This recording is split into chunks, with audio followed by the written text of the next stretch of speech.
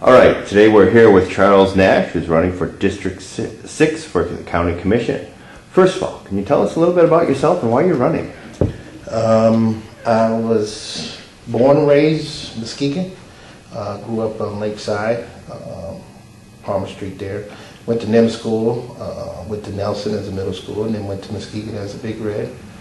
Graduated, left Muskegon on a scholarship to Eastern. After Eastern, I stayed there in Ann Arbor, where I met my wife, and we had two girls. Decided to move back.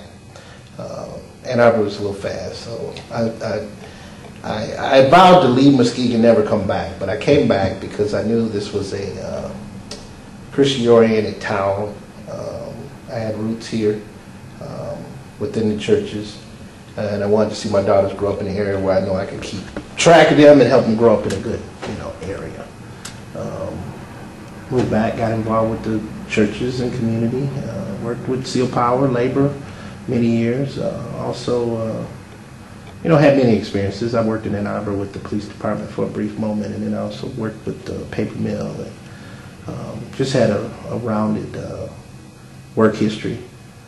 Again, like I say, got my family involved more with the school, the community, churches, and now my two daughters are doing well. The outcome I wanted was them to graduate and, not start a family too early, and they didn't do that. And oldest has graduated with a 4-year degree. My youngest is off in college now and trying to get her through her 4 years. So I just happened to get a little bit more involved. Never thought about politics. I actually hated politics. Well, politicians. Okay. Never wanted to get involved with politics much either. But then just never trusted anyone. But the school board had a point where no one was signing up. People were withdrawing. And just had a lot of thoughts and issues with Muskegon for a few years. And so I, filled the spot at the last minute just to, get one of the open seats. Got on there, worked to try to make some positive changes for academics and also transparency, and handling finances a little bit better than we have in the past. And in the midst of that, someone had brought to me about the county and taking a look at it. And never had any interest, but then after doing some research, we thought there was opportunity maybe to move there and do some things also. Still young, I get my feet wet. I wasn't really used to the politics, so to speak. But then I noticed all the different entities and elected officials, the different ones that get involved, and I had my hands full. But anyway, I really enjoy what I do. I like being involved with the community more than anything. I see these boards and commissions as a way to make positive changes that we need for the community, make it better. I'm always looking out for the little guys in the community, but I also, I have a good business degree, business background. I've got my degree from Eastern and, majored in communications, minored in business, and I've been involved with business off and on pretty much all my life. So, I just have a burning desire to serve the people of the community now, and I think that politics is a strong way to do that. I have a saying that everything from the White House comes to your house. So, somehow if we could be in the midst of that to make some effective, positive changes, we can make it better for other people in the community. Okay. Dealing with some of the current issues at the County Commission, what is your impression and ideas about the current bid process that they have? As you know, I may or may not know, I've always worked on the bid process. I haven't seen it be as... I've seen different areas where we could probably make things a little bit better. And I've also moved and pushed for some policy and changes that we were trying to do to make it better. So I've always been involved with that process. I've always questioned anything that I've seen that probably didn't seem fair to anyone. but I know we need to make sure that it is even and fair to most. But I also too see a need to take care of home first. So one of the issues that I do have is trying to have a local preference that is comparable to our local, community. Not to freeze out anyone from outside. That's what people say, well, you're going to stop outside. I don't think that'll happen. Other communities have the same thing, and they don't freeze out anyone from outside, but they do have a preference that is manageable and something that's also not, just exclusive. It's a small percentage, and I think that's beneficial for the community because every dollar that comes back in the community usually rotates anywhere from 7 to 12 times in this community. So it's an added benefit to, they call that the multiplier effect, and that's an added benefit to any business and our business owners and workers in the community. Okay, now the next question I have for you, and you touched a little bit about it, what are your views on transparency and the availability of information? Oh, it needs to be exclusive. I mean, I don't see where anything, these are all community, the citizens' tax dollars. Anything that's done public should be open to the public.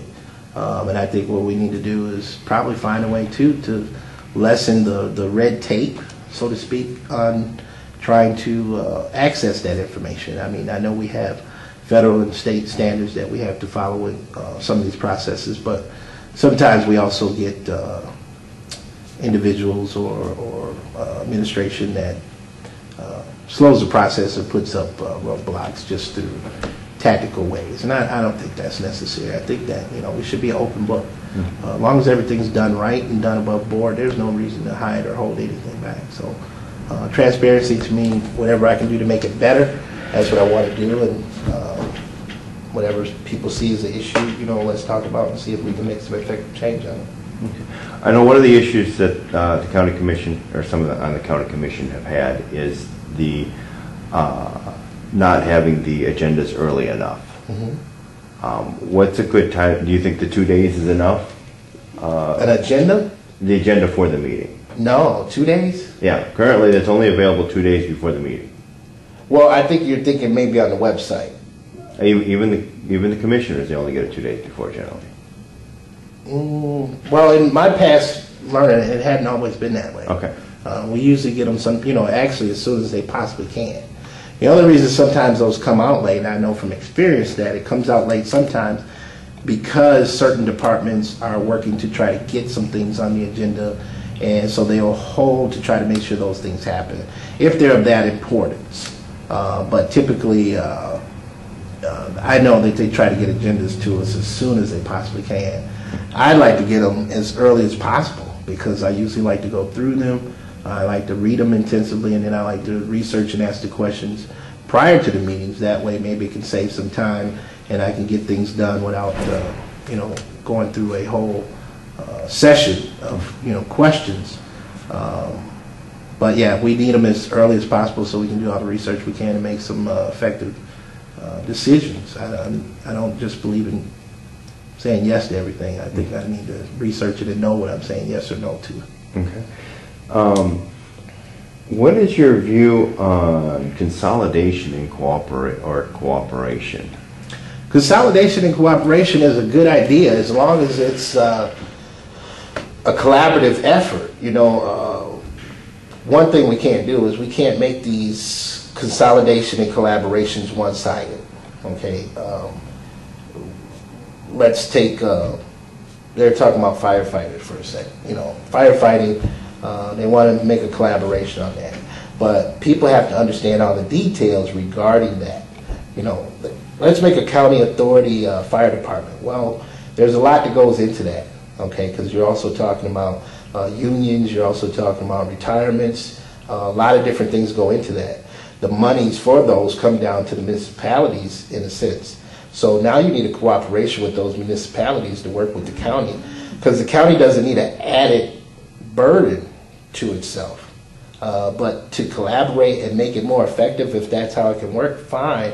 As long as municipalities are willing to cooperate, no one's willing to hold back funds, and it doesn't cost taxpayers more. And the reason for consolidation is to save money, so it should be something that's, you know, going to be feasibly, you know, effective to save money.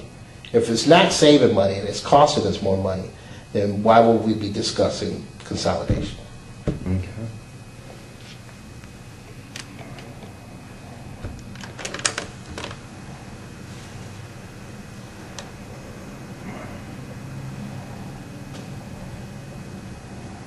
Okay, I guess that's all the questions I have at the moment. Okay. Mm-hmm. On to that spirit of consolidation, you brought up the idea of the fire departments. Wouldn't one easy step be to have a map of all the fire departments in Muskegon County, and when a fire call is received at Central Dispatch, they go ahead and send the closest fire department, regardless of whether it's in the same municipality or not? Could that one little step, would that be something that could be? That all depends. See, you have a lot of standards with the fire departments, and you also have, you know, the municipalities and their charters and chapters and all those different things. So, you know, that's what I mean. Is sometimes you got to know the background details, what's going on with the municipalities and their charters and their unions and you know, all those different things, because you got different issues there. It sounds really easy and it sounds simple, but if there's a collaboration and a cooperation for those kind of things that, you know, is put into black and white, you know, I think, you know, if that's willing to work and it's going to save us money, save us some lives, save us some time, you know, I'm all for it. I mean, that's what I mean. I'm all for consolidation and collaboration as long as it's going to be something that's going to be more effective and it's going to save us some dollars. But just to do a collaboration or consolidation, just to do it, you know, it doesn't make a lot of sense. That reminds me of one more question I had. Do you think that, and I think I know the answer, but I want to actually know, do you think that the municipalities in that should be forced into the consolidation? No, again, I think that, you know, first of all, you know, we all live in Muskegon County, mm-hmm. Okay, so we have to learn a way to cooperate. And that's something, you know, when we talked about, you know, what do I want to do? I want to try to be a mantle for those different things. The problem we have in Muskegon County is we have too many silos as it is when it comes to municipalities, organizations, agencies, this and that. Everyone is in their silo and they're protecting their silo. And I think if we can learn how to communicate more, work more effectively together, we can actually solve more problems working together and begin to break down some of the walls that we have. But we've never really done that. We've never really, you know, and we haven't had anyone really spearhead that, you know, strong enough, I don't think, to make that effective. But I was just sharing that with another agency that, quote unquote, we're competitors with. And my thought is, why would we compete if we're pretty much doing the same thing and we're both doing it well? Couldn't we be more effective putting these efforts and dollars together and make probably more of an impact and still continue to do the same thing as partners more than enemies, so to speak? You know, so that's one thing in the back of my mind that I want to see us learn how to do more as a community, is learn how to cooperate and collaborate. And you know, it's not going to happen overnight, but I think just beating that drum on a continuous basis, it can happen. But it's going to be a learning curve for everybody. Do we need a new jail? Yes, we do. We do. And I say that because I've worked with some, I've shared with law enforcement, I've talked with law enforcement. And matter of fact, I don't know if you know, my brother's also a police officer. We don't really talk politics much at all. But I even just questioned him one day. This was a couple of years ago. And I said, hey, you've been in jail, you've seen in jail. You know, what do you think? You know, objective opinion. And I like my brother too, because he's a very, you know, cool, calm, collected thinker. And he, you know, pretty much says, you know, it's a terrible place. It really is. we're not for a new jail, okay, but you need a new jail. It's that bad. And it took me some time to be convincing because I was actually against the jail at first. But then again, the more I look at it and dealing with the county, we're paying for it right now. So we need to do something or we're going to keep paying for it because there's closed session meetings. Every time you turn around, someone's suing the county for something in the jail. You got Mercer going around, you got all types of diseases. You got, and the place is really filthy. It's really bad. It's old. It's got an old style to it. To be more effective as a sheriff department, as a jail, I think they probably need a newer facility.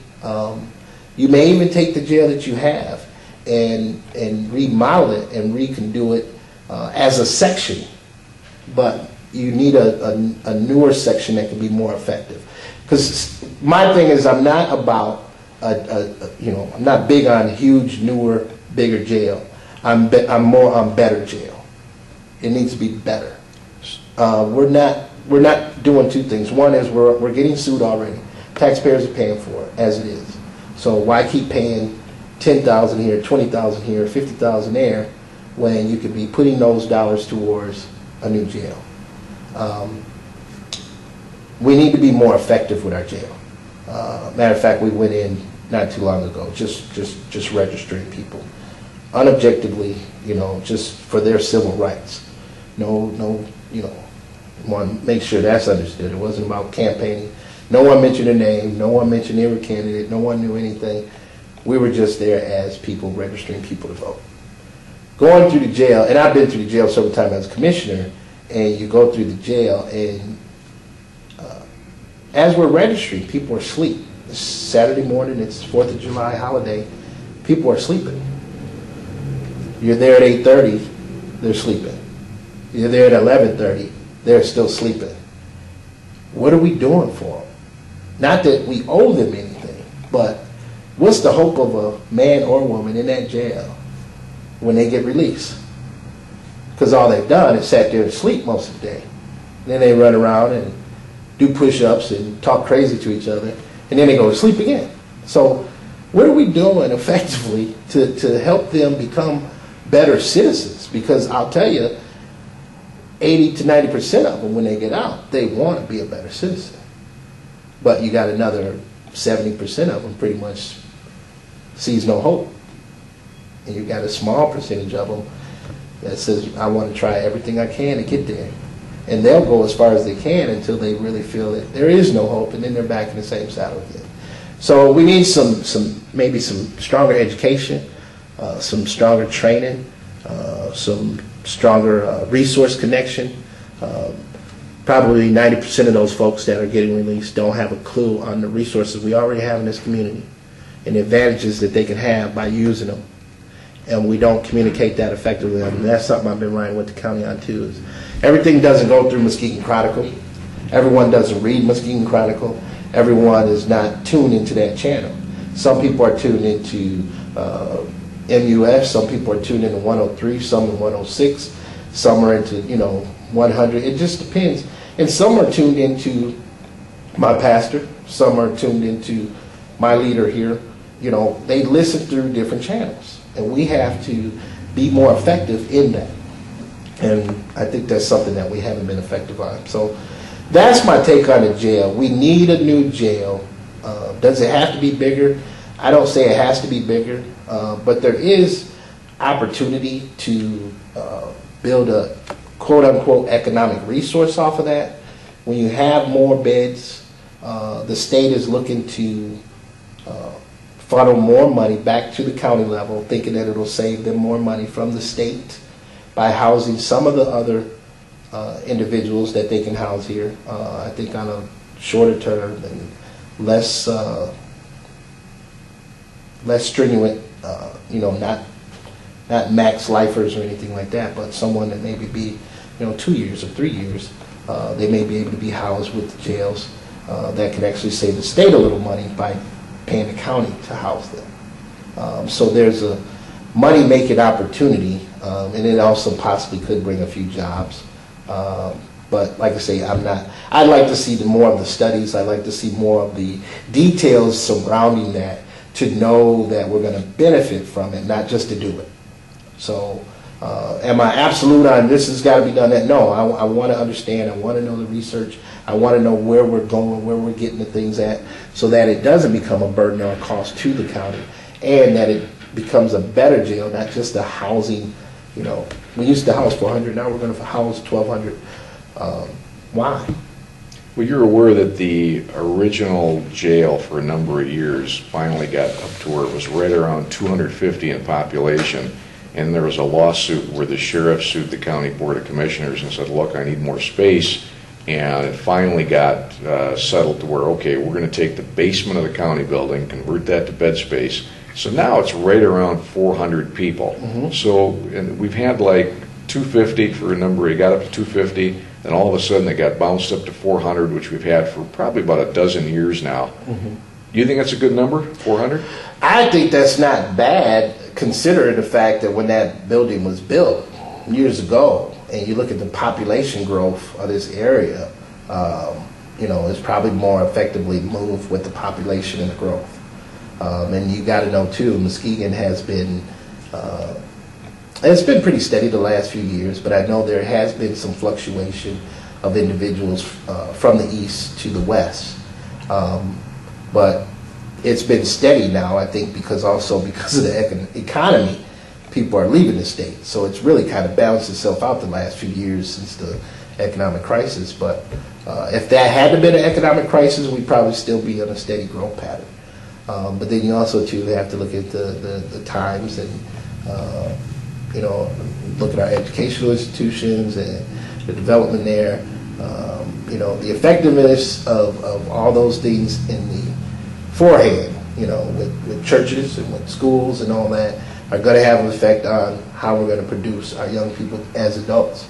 And we're not being as effective as we could and should be, and that, you know, and you know, if, you know, the study shows that if a person isn't reading fluently by the 3rd or 4th grade, you can actually count those number of students, and you can count how many beds you would need in your county in jail, you know. So, with that being said, I think the pressure should also be on our schools and education institutions to make sure all of our students, I mean, if that's one of our basic standards, then that should be a standard that all the schools are held to. But that's not a commission territory, you know, it's a state territory. So state wants to be effective, make that a state standard. You're aware of a lawsuit pending against the counties of Muskegon, Calhoun, and Genesee, and the lawsuit basically states that the public defender systems in those 3 counties are constitutionally inadequate. What would be your plans to go ahead and make the Muskegon County public defender system constitutionally adequate? Yeah, I think that that's some discussion that has been a long time coming. Those are some issues that we kind of have been poking at and fighting for off and on, even in my turn, and I know some before that. But sometimes it takes a lawsuit to get a listening ear to how important this really is. I think it's a point of just sitting down with the, you know, the commission and developing a plan, effective plan, that is going to, you know, keep us moving in the right direction as a judicial institution, but also effectively works with our folks that are coming in to make sure that people properly are defended. Right now, I know it's not where it needs to be. I know it's been pretty much politics as usual, so to speak. And that's all I can say about that. But I know, I mean, I've heard the stories, I've seen some of the stories. You know, I've been in some of the areas, and, you know, I deal with a lot of people that are reentering now. And, you know, you find out the story, and you find out the charges, and you see the things that are happening, and then you find out, you know, this is what the defenders did. And as a matter of fact, I've sat in juries and trials and sitting, and I see public defenders sometimes they're just there, you know, and that's not effective. But we need a better style, and we need to get the politics out of the situation. But it's going to take some time and some planning. I think it'll be also good to sit down with the ones that have brought the suit to see what demands they were asking and what do they see as solutions, and poll our community, see what those things are. But in doing all those different things, come up with an effective plan that we can put in place that would make our judicial system more effective. Okay. You got two opponents in the primary. Mm-hmm. Tell me what distinguishes you from your two opponents. I think one, what distinguishes me is my experience, being with the school board, being with the county. I think another one is, my network. I've learned that having a network is so powerful when it comes to, being an effective politician. You have to be connected to many people and many sources. And that was something I was taught by, a couple of commissioners, and they helped me, build that network. And, it's interesting when you can connect with everyone, not just around the county, but around the state and around the country. Sometimes it becomes very important. It's, the old saying, it's not so much what you know, but who's you know, and that, I think that is probably more important there. But I think what really sets me apart, I believe, is my drive. I love what I do. I have a passion about what I do, and I really put all the time that I possibly can without destroying my health and my relationships. That I pour into what I can to make sure that I'm a servant of the people, and that's why I try to stay connected to even the grassroots of this community, not just by mail or letters, but by being there. And so I try to be there, I try to be informed, and I try to inform everyone, and be an open book, and be transparent, and pass information as much as possible to my community. I think those have been my significant strong points, and not just to be a yes man, but to be the voice of the people first, and to make sure that I have the knowledge and wisdom and understanding of the things that I'm fighting for, and not just holding a seat. So anyone who knows me probably knows those are the things that I'm passionate about, what I'm about. Brookhaven. Do we have a problem with Brookhaven? It depends on it all depends on how you view it. Brookhaven is a needed service. The question always comes up, should it be the county that does it, or should it be something private that does it? To be honest with you, I'd like to get more history on Brookhaven, understanding the development and the need that brought it to its existence in the first place, because you have to also understand where you come from to know where you're going. And I just think that we got to make sure that we do take care of our elderly and our seniors in this community and those that need it, and we don't need to play politics with their health, well-being, and lives, but we need to make the best financial and liability decision for this community. Do I see it as an urgency, or I see the jail more urgent than I do Brookhaven as far as making any significant changes? But I think it's something that needs to be studied and needs to be going through with a fine-tooth comb and effectively decide whether there needs to be a plan developed to do any type of transition, or whether everything is okay and we maybe just need to do some internal changes. You were on the county board before. What would be something that you can look back on and say, this is what I really felt the county was good at, they were doing a fine job, and they were doing what the people expect? And then what would be something that you looked at and said, look, we're falling short here, we're deficient?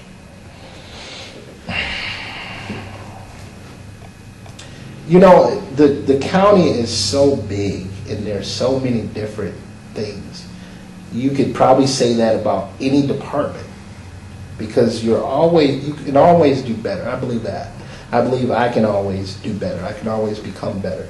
I can say that about any particular department and bring up an issue. Just name one. CMH. I thought CMH it's a great service to our community, but I did not feel we were being as effective as we could be with that service.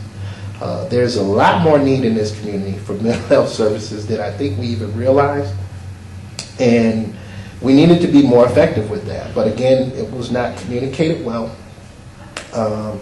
There's a lot of funding that we were not using well, and the services, I think, could have been a lot more transparent and a lot more user-friendly.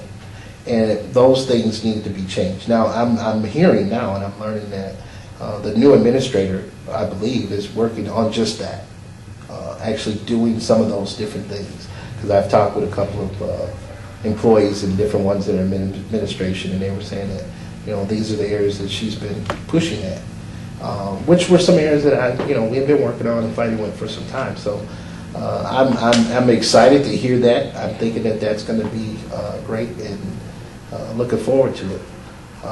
Another one was the buses. We fought to work to make that more effective for the people of the community, help build employment, help people be able to get jobs. It's been more effective. I like that we're looking at maybe moving further, because I don't think we were moving far enough or fast enough at the time. But we're starting to make those strides, and I think it's becoming better. And I think that even looking at the possibilities of moving even further outreach is going to make it more effective for the community. Should we have a bus route to Whitehall, Montague area, to Twin Lake, Holton area, and out to Ravenna area? I believe the need is there. We have to look at the feasibility of it.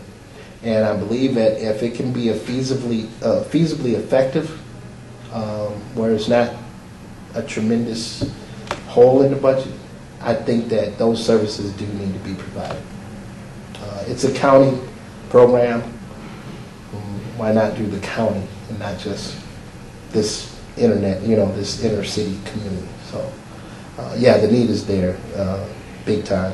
And I think once it's possibly that it could be feasibly effective, because once it gets to those areas and those that are in need understand the services there and begin to use it, we begin to reap off of that, and it levels out the cost. So that effectively worked with the late night busing, and we may be able to do that in other ways there. Now, will we run those places, late night? Probably not. Will we run the same buses as many times? Probably not. But I think we can feasibly find a way to make it effective for other citizens to be able to use that. What's your opinion on getting government grants, both state and federal? You think that's a good idea? I think it's a great idea. I think it's something that we waited too long on.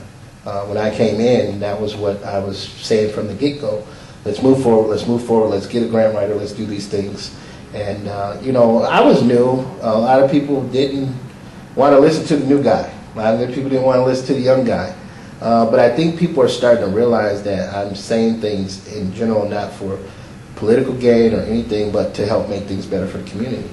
And it was funny that, this idea came up, towards the end of my term, but, I said, guys, I was saying this from the beginning. We waited, it's almost 2 years now, we wait to do this. But it has been effective. It has helped bring monies in. And, I think people see the benefits of it. And, I told them in the beginning, it would pay for itself 10 times over if you effectively write the grants. It helps service this community a lot more. So it takes the burden off taxpayers, too. When you got on the county board, was it what you expected it would be like? I didn't know what to expect. I really didn't. I did get involved early, though. I started going to all the different meetings. I started getting more involved in understanding it. So actually, when I got on the county board, it was almost business as usual, but it was a learning curve for me to understand more of the departments, the policies, the issues, and how to effectively change those. And I think, I delved in so hard and so deep that, I really was getting going on those things as I was ending my term. When I ran for state, I thought I could be maybe even a little more effective and help us bring back more dollars and cents to this community to help us even more. It didn't happen. I've been over that, got back involved with the grassroots of the community, and now I see with my knowledge and experience, even more so that I've gained even now, I think I can be very effective, and I think people are also willing to listen to what I'm saying. Department of Employment Training, try to work on building more education and training, which is something I've been harping on because of the research that even the chamber had coming in with Mr. Arochek from Upjohn Institute. It's something that stuck out like a sore thumb. Is, everyone between the ages of 18 to 40, most undertrained people in this community. That's an economic impact to our community. But now I think they did a survey and the community is saying that, and now the chamber's saying, okay, I think we need to move this way, and and that's what I say, it just takes so much time, but I've been saying that from the beginning. We need to do this. That's huge. And now, we have people that are really wanting to work in that direction, and I think I can be effective and try to facilitate some of that. County wastewater system. There recently was a meeting held at the County Board of Commissioners where they decided to explore the possibility of extracting some type of natural gas from the wastewater system, and there's a process that's used to do that called fracking, to where they come in and fracture portions of the earth to get the natural gas out. It's more economical for the oil company to do it that way, but it's an extreme environmental hazard. If something should go ahead and go wrong, it ends up polluting the groundwater. Mm-hmm. So do you think we should go ahead and take the chance and explore the wastewater system for natural gas, or should we just say leave it alone and let's just have the wind farm there? Well, I think that it's always good to research something. If it's going to add an economic benefit to our community, it's no harm in looking at it. But we do have to research that. I do know that I've just briefly glanced over a few things, and the fracturing water pollution issue is a very slim to none issue. There hasn't been a lot, and it could be some changes done in that to make it more effective. But whether we have the land that will produce those gases is another issue also. So there's a lot more research and a lot more information that probably needs to be developed and gathered. And I think that's what one of the commissioners is trying to do, is look at that issue and see if it's something that can be more effective. But if there's any chance of us, again, it has to be feasible and it has to be something that's safe. And if we find that those things are lacking in feasibility and high risk and safety, leave it alone. Do you think the county board communicates well with the cities and townships, and by that I mean the individual county commissioner in whatever district he or she is in? Do you think they communicate well with their respective governmental bodies? I can't say whether they do or not. I know I try to communicate with my institutions in my districts and any other counties or districts as much as possible. I think all of us need to be, as a county commissioner, we need to be able to communicate with any municipality, regarding any issues, and develop their input and also, their insight into their municipality. So it needs to be a continuous communication from the county with all municipalities. How effective other commissioners are, I can't say because I'm not with them all the time. I don't know how much they communicate with their teams, but I know that's a huge effort of mine. Again, like I said, openness, transparency, and communication are big about my book. There was we talked earlier on consolidation. Now, there was a plan in Kent County called One Kent, and essentially what they were going to do was combine the county with the city of Grand Rapids. Do you think combining the County of Muskegon government with the City of Muskegon government's a good idea? Say that again. They're trying to do. They had a plan in Kent County, Uh-huh. and it was the idea was we're going to take the county government, we're going to combine it with the city government, and we're going to do it in such a way that essentially it was I'm going to call it blending the budgets together. Mm-hmm. And what they were saying is, okay, we need to have one form, one government, instead of all these other municipalities around. And it wasn't so much where they were going to take some of the suburbs and ask them to join in. It was mainly the city of Grand Rapids and Kent County. And I'm thinking, okay, well, if that idea has been thought about over there, somebody's probably thought about it over here. So the idea here would probably be, okay, we take a look at the city of Muskegon, and we take a look at the city of Muskegon Heights, and those are the two that have budget problems. Everybody else is pretty much doing okay. So somebody's going to come up with that idea, look, let's take those two cities, and we're going to make like a super city, we'll call it one Muskegon or whatever type of name they decide to give it. It is essentially, it's not county-wide consolidation, but it's taking, it's basically combining a lot of the functions of the city of Muskegon and Muskegon Heights with the county of Muskegon. You think that's a good idea, or you think that'd be a hell of a mess? Well, yeah, I think your latter point is you're going to start creating one heck of a mess, because you're dealing with a couple different issues, and you got to be careful with those. One is some people in their community want to have a little bit more say-so than just a all-out county rule. Okay, it almost kind of sounds like the emergency manager. Instead of emergency manager, now you got a county manager coming in taking over. You want to be careful in that. I think and look at the city of Muskegon Heights. They just gave a report that they've pretty much gotten themselves out of their hole. They've redone things. I think you got to give people an opportunity. I just think that the bell needs to be rung loud enough, like Muskegon Heights did, and make sure that people understand that there is an issue here. We need to really do some serious changes to try to fix this. Now that they're out of the financial issue, I think we've got to find a way in Muskegon Heights to begin to build an economic issue, and an educational issue, educational institution and economic businesses, manufacturers, whatever, that can help maybe get that city back on its feet. Muskegon, City of Muskegon's dealing with some of the same issues anyway, and I think that there's some changes going on, and maybe we'll get some new ideas, and so I think you've got to give municipalities time to see if they can come up with their own solution. You also want to be careful about being exclusionary to this city or that city. There may be other cities that may be doing okay to say, hey, we can go under the county also. Why not us? So. Again, is it feasible? Is it a savings? Or is it going to be more of a burden to the county? And then also, is that what the municipalities want, and is that what the county want? There's a lot of questions in between there, but I wouldn't say no, just do something like that. I would say, if that's something the municipalities want to talk about, the county wants to talk about. But that's something that's kind of new to me. I can see the different authority pieces at first, which may grow into that down the road. But you have to get your community together first. Again, we're too divided, and we have too tight of a silo to make a step there. I don't think that'll happen anytime soon.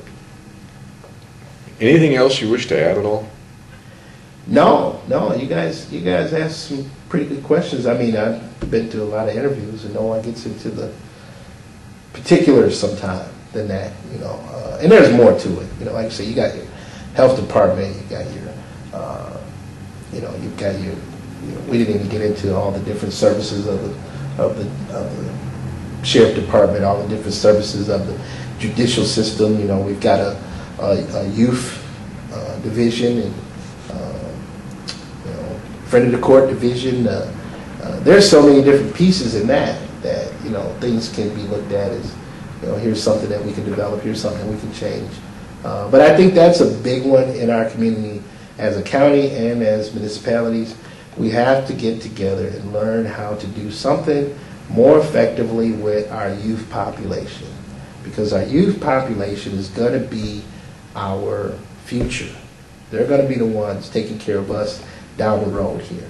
And if we don't do something to make things more effective, we don't learn how to work together, the kids are going to be the product of what we produce. And we think it's bad now as youth.